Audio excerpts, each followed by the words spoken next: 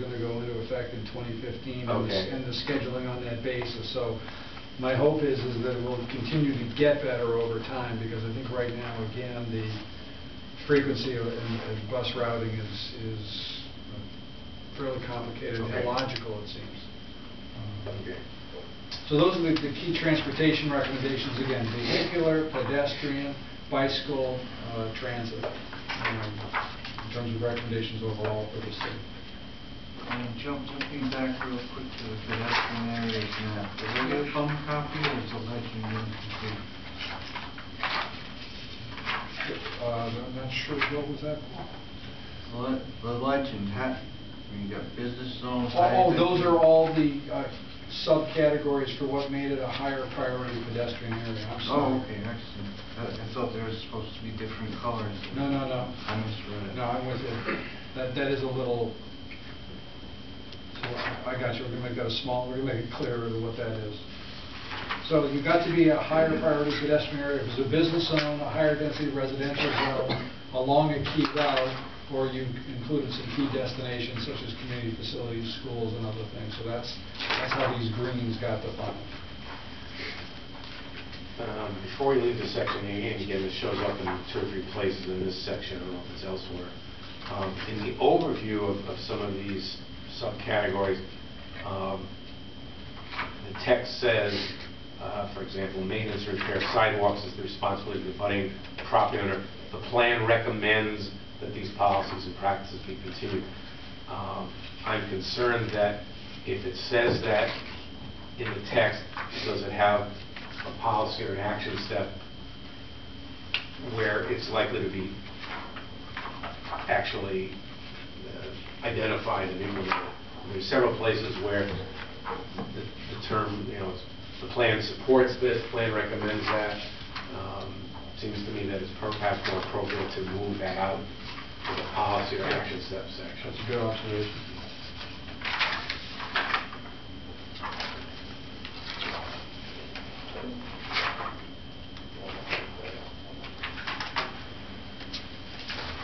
Anything else on transportation chapter? Chapter 14 is about utility infrastructure needs, and really focuses in here on water and sewer service areas. Bristol has very few areas which we would sort of call sewer avoidance areas. So and much of the city currently has sewer service at the present time. So we have the utility infrastructure in place to address the future growth or development of the city.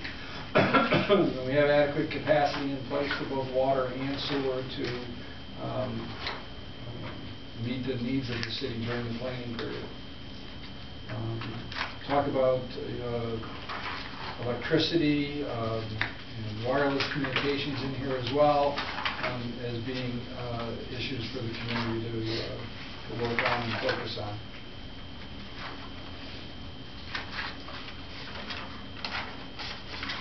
Any thoughts on the utility section?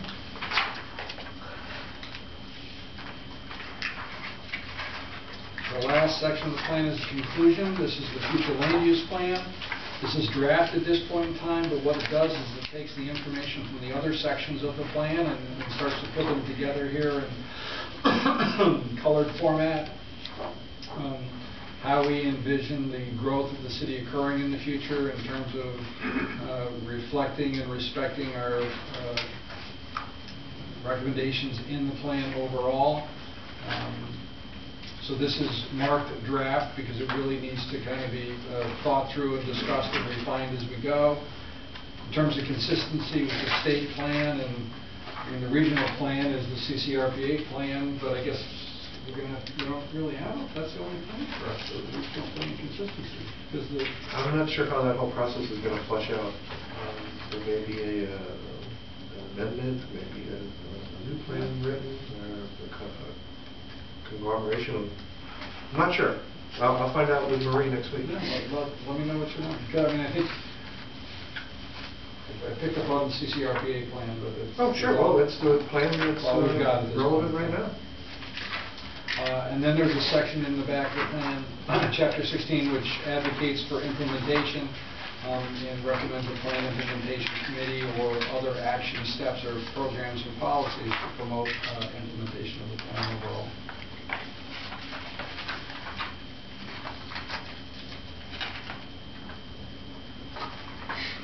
Any other thoughts on the conclusion section of the plan? Good to see this again. Yes, we do. So I think just really quick in terms of next steps, public informational meeting on January, Saturday morning. Is that the date? Thank you. And we'll have a PowerPoint summary of the plan. We'll be taking comments from people. We've got a 2-hour window. Right. That, Right. This is going to be handled much like a listening session we did for the schools, rather than start at 9. If there's nobody there, you're done. You'll be there for 2 hours, and people will have the opportunity to come in and speak to the commission about the plan, or ask questions about it, or share their comments. What was the date on that? January 24th? 9 to 11. 9 a.m. sharp. and then, and then our meetings after that in February is that with these comments here, any additional work that Alan and Bob and I have done, and the comments from the public meeting, we'll get together and we'll talk about possible additional changes to the plan as we move ahead. Thank you very much. Before we open to public comment, I want to share with the commission that part of the conversation that Glenn and I had over dinner, and something I hadn't really thought too much about before. If I had, it was only sort of pieces, but I think it's a kind of, in a way, kind of guides this whole process. And we were talking about well, the conversation got around to the Berkshire Hills area of Massachusetts, Pittsfield, Great Barrington, Leland, etc. And I was relating to Glenn, and I think I told Bob the story, that recently I was up in Great Barrington. I don't know if you've ever been to Great Barrington. It's a pretty neat community in the Berkshires, and it's got a great downtown, and a lot of shops and activities and restaurants and a wonderful. And you told me the story, and I had to go up there and see for myself. Okay, and it's really it's the kind of downtown that you see that you go, that should be our downtown, or whatever community you live in. That's the kind of downtown you'd like to see. They should bring the racetrack back too. They should bring the racetrack back too. Well, and when I was up there, I was having dinner, and I was looking at the local weekly newspaper, and there's a very interesting article in that newspaper about Great Barrington and this whole area. And it was the article pointed out a concern that I think the local Chamber of Commerce and other people interested in economic development and the quality of life in this area were concerned about, and that was, notwithstanding the fact that this was a great area, had all kinds of things that people would be attracted to, is that the area is having difficulty drawing people in to come and live. And it seems counterintuitive. Why would that be? But the article points out, one is that the cost of living up there is expensive. It's the Berkshires. Transportation would be kind of tricky. But the larger issue was that the jobs aren't there. The biggest employer in that area for decades was General Electric up in Pittsfield. They're gone.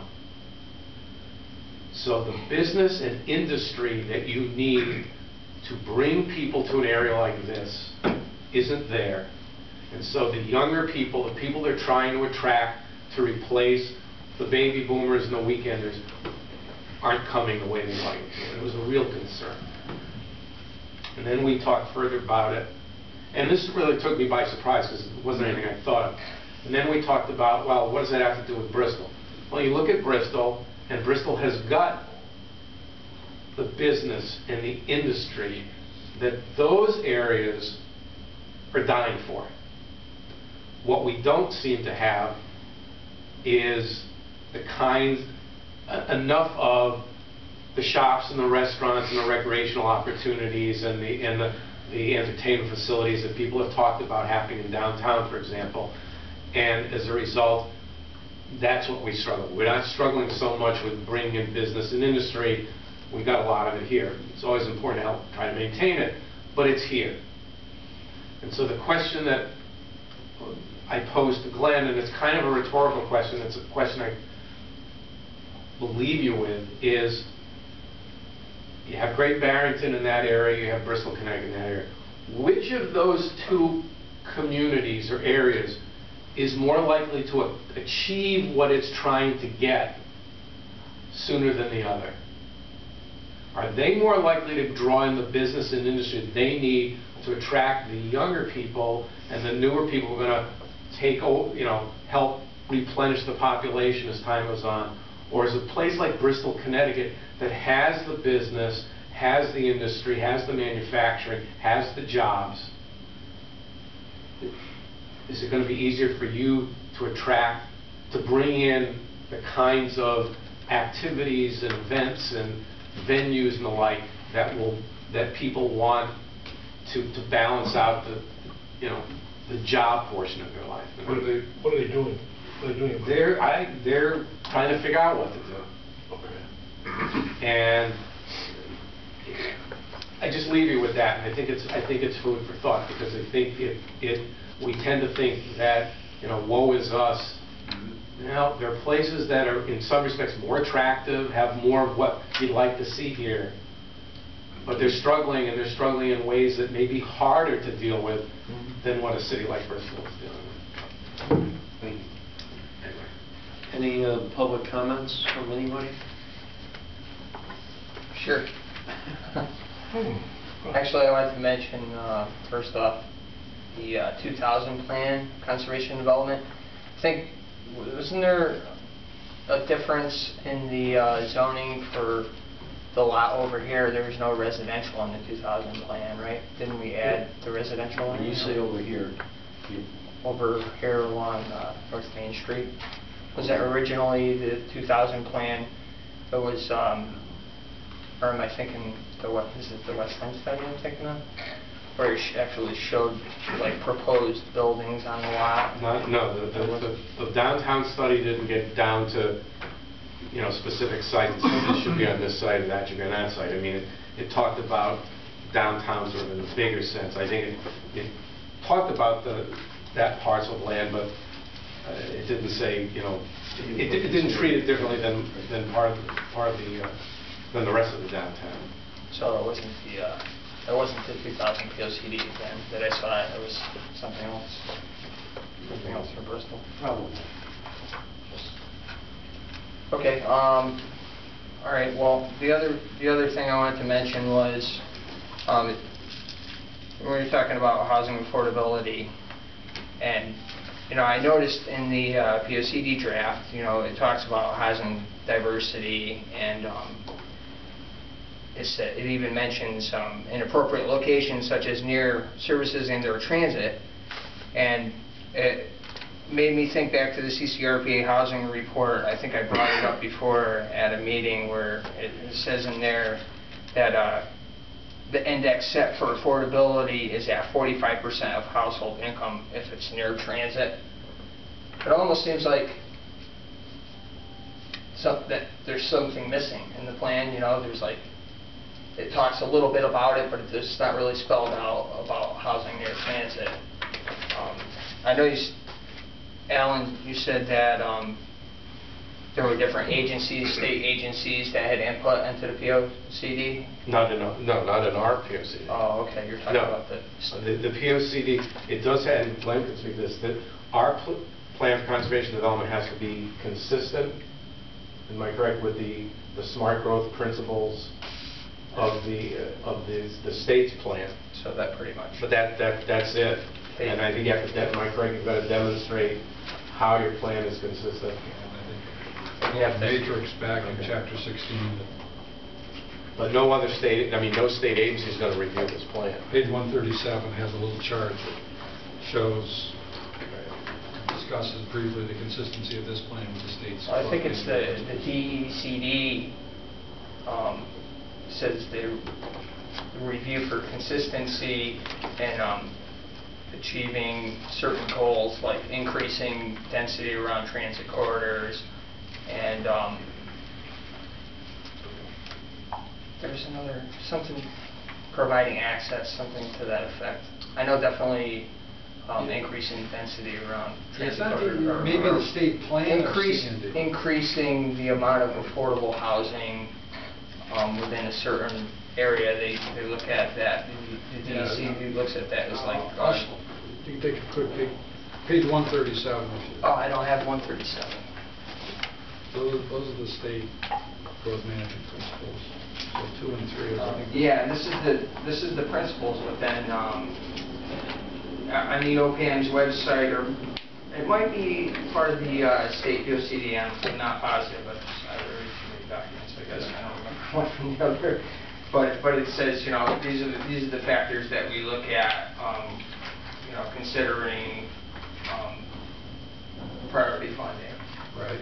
So, Bristol's downtown is a regional center, so that would apply. Enterprise zone, yep. So our POCD has to be consistent with that. And Right. others. I think that's what this does in a sense, because it goes through. And so, for example, the #1 goal of policy here is to redevelop and revitalize regional centers. Well, Bristol's identified in the plan as the state plan as a regional center. So right off the bat, we're you know, position #1, if you will. I think what you may be referring to is if the city were to apply for state funds from certain state agencies, in their consideration of whether or not to provide funds, they would look at the state's plan of conservation and development and weigh that against what you're proposing to do with the money. I presume, I mean, if you're competing for state money, if you don't ever take state money, then that's not, then that issue becomes moot. Again, I'm sort of speculating that's what we're talking about. And much of Bristol is identified on the state map as priority funding areas meeting somewhere between 1 and 5 of the criteria. So we're in pretty good shape in terms of, you know, being in the priority funding areas. Regarding the transportation aspect, I don't know if you saw the transportation policy forum that they had at the Capitol earlier this month. It was on the 3rd. It's on the CTN network, but it's hosted by Brookings Institute, Regional Plan Association, and I know the CCRPA was there because they're working on the busway, and it made me something in it made me look back at this document that I had printed out. I don't know if you ever saw it, the Regional Plan Agency Association had to put it out. Growing the economy, shrinking emissions, transit-oriented future. And in that, it actually talks about reducing carbon goals. Refers to Public Act 0898, the Global Warming Act in Connecticut. Okay. Something about reducing emissions by 40% up to 2020. And the report basically goes into great detail about, it actually mentions the busway, the fast track, which from what I saw on their website, they're going to have an express bus to the downtown every 30 minutes. Is that the information they had? That wasn't on the CT Transit website, so that may be a recommendation. This report, you might want to take a look at it. It's talking about transit-supported land uses and infrastructure projects, and walkability. See, almost all the vibrancy is like the only word that's not in there that I find everything else. But anyway, I see that's kind of like, seems like where that is coming from, because like you said, our population it hasn't grown at all, and what you're looking at since 1990 it's actually shrunk. So this is like basically a land use policy for a growing population that comes from either Tri-State Campaign Corporation or another organization that funded that, and they're actually managing, or I'm sorry, they're not managing the fund. It's the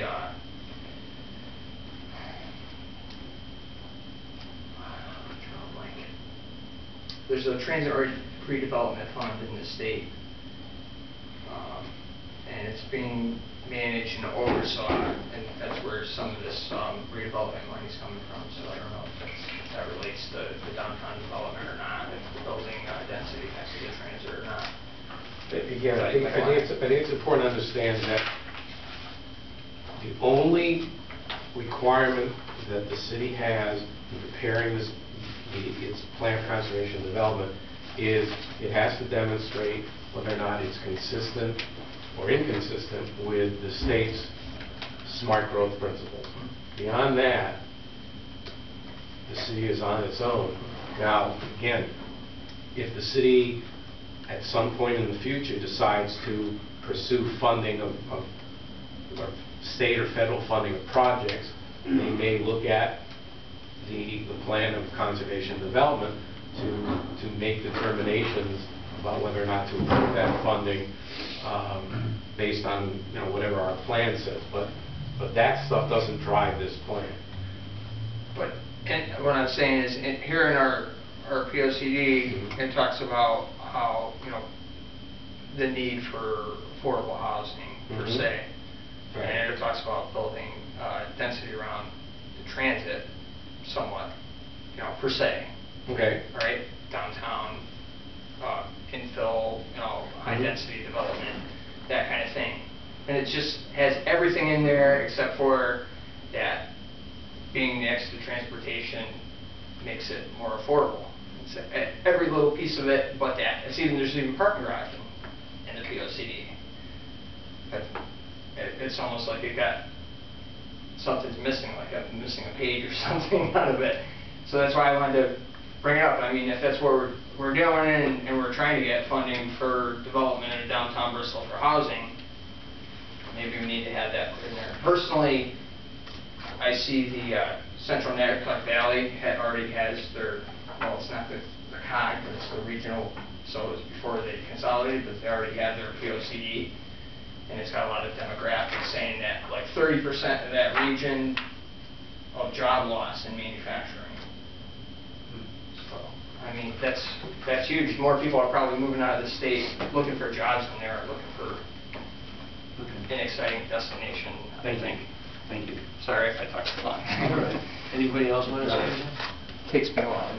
I'm Mary. I'm from the northeast part of Connecticut, and I'm interested in these type of issues. So I'm really appreciative of you guys actually having a plan and having dates set, whereas in my town, I can't find out any information. We don't even have, to my Vista Citizen Access, a draft copy. What town are you from? Pomfret. Almost into Rhode Island. So I was eager to come here and actually see a draft copy and hear you guys discussing, that type of issue. So thank you for that, Well, being thanks on for the ball. coming. That's right. All right. Yeah, I do this kind of thing. I'm passionate about freedom, so. Oh, okay. So some, just if I may, Go just ahead. some comments. I understand that the regional boards, commissions, they're unelected. There are elected officials, but we only elected our officials for our towns. So those people are then branching off to be comprised a regional government that then can dip into the towns and say you need to comply with our plan. Well, I don't think they have any authority to do that, first of all. Perhaps the state law, the state plan of conservation and development, maybe that has more say, but I don't give any credibility, credence to anything that a regional government would have to imply to a town, first of all. And again, just so you understand, the regional planning agency, whether it's Central Connecticut or Central Norfolk Valley, will ultimately have no say in this plan. They have no say in the plan. But aren't you mirroring your anything? No. Just the state. Again, our plan is locally driven. Mm-hmm. It has to address consistency with the state plan of conservation development. I believe as part of the process we have to send this to the regional planning agency. Yeah, I think this, But they don't dictate what goes in this plan. So the backstory is, just for the commission, is this: the state passed legislation that said no town had to update their plan between 2010 and 2013, and the reason was the state at that time asked municipalities for input on what the state plan should say. They collected all of that input. They did meetings all over the state with communities, etc. If you go to OPM's website, they still have up the comments that they received, which were extremely detailed, for what towns wanted in the state plan. Now, the situation, the legislation changed, and for plans of conservation and development in Connecticut now, you're obligated to do three things. Number one is compare your recommendations with the state's plan, conservation and development policies plan. And what this is a map which identifies priority funding areas, areas which the state is likely to try to encourage local activities by providing money for you. And so if you're inconsistent, you're just shooting yourself in the foot. And so what this plan points out is that the areas of the city that are zoned for our highest intensity growth, in the downtown, et cetera, are areas which they show as priority funding. So we're all on the same page here. We're to look at our plan, if you will, relative to the state responsible growth management principles. There are 6.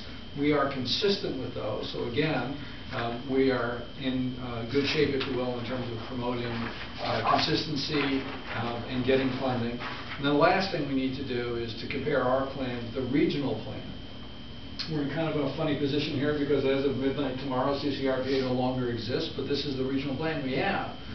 And again, their plan is really sort of a reflection of the densities and everything else, et cetera, for the city. So we're consistent with that one as well. But So I think it's the important, consistency part. Right. But I think it's important to understand that if the municipality says, we don't want to go after federal funding, we don't want to go after state funding, you're not bound to. That if you choose the state won't provide you any funding though to support your efforts. You're on your own. You're on your own. And if the community says that's fine, that's the way we want to be, because we don't want to deal with whatever the feds or the state are going to require, well then you don't apply for funding.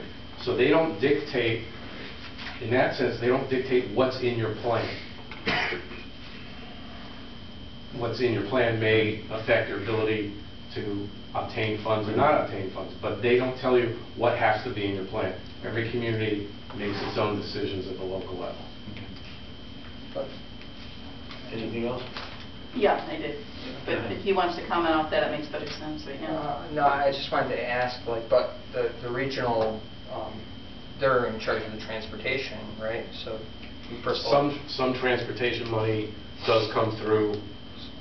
like an intermodal hub. Right. Some transportation monies do come through the regional plan agencies. They're municipal planning organizations. But again, a community can say, we don't want federal money. We don't want state money.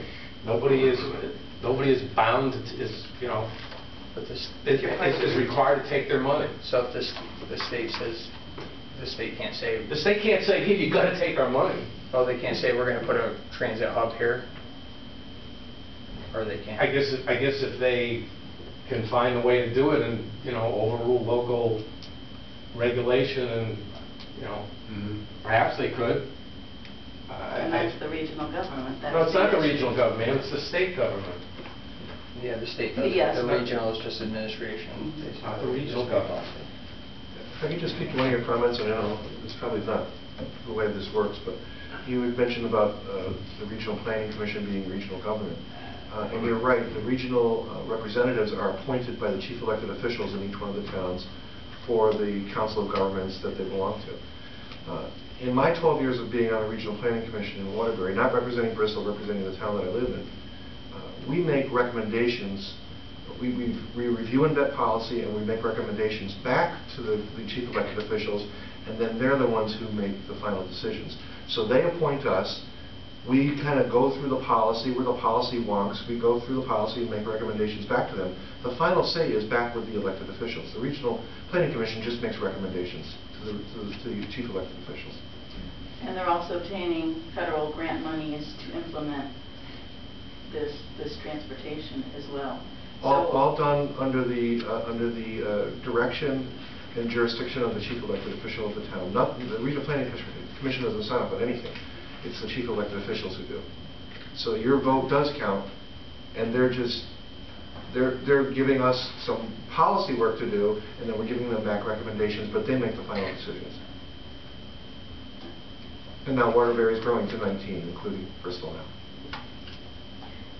My concern with the regional governments is what I know is happening and will happen.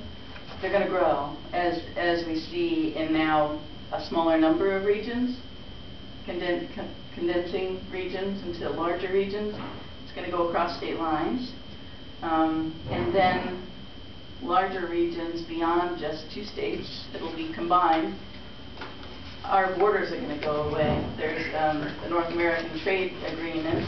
Ma'am, That's going to be regional. I can't It's speak just for a regional. I can't speak for the chairman, but this is so far off track. Okay, I just had another comment then regarding the issue of the Bristol residents to want to shop and dine. The real thing that they want is jobs, and manufacturing has gone away. So whether it's the Berkshires of Massachusetts or here in Connecticut, that's what people need are jobs. The economy imploding will not bring that back and will not allow any type of plan of conservation and development to actually be implemented without the funds to do so. I think education's the key. Education's the key. Or with manufacturing. With all types of jobs. Yeah. But we need a manufacturing base here, and we've lost that. Well, I don't think anybody would disagree with that, but having said that, there's probably more manufacturing jobs in a place like Bristol than there are in a lot of other communities. Doesn't mean that Bristol can't attract more, and you're right. Bristol had tens of thousands of manufacturing jobs, and it's lost many. But the manufacturing sector of the economy in Bristol is probably stronger. It's probably stronger here, or this city's manufacturing base is probably stronger than many communities' manufacturing base, certainly more than the Berkshires. And so again, you go back to the question of which region is going to have an easier time trying to accomplish its goals of attracting new people to come and live and work. A place like Great Barrington in the Berkshires or Bristol in central Connecticut. Okay. Motion to adjourn. So move. Second. All in favor? Motion carried. Thank you. Thank you very much. Happy New Year. Happy New Year. Remember, you're not meeting next Wednesday. Right, we're not meeting. Meeting 24th. 24th. We'll get you out.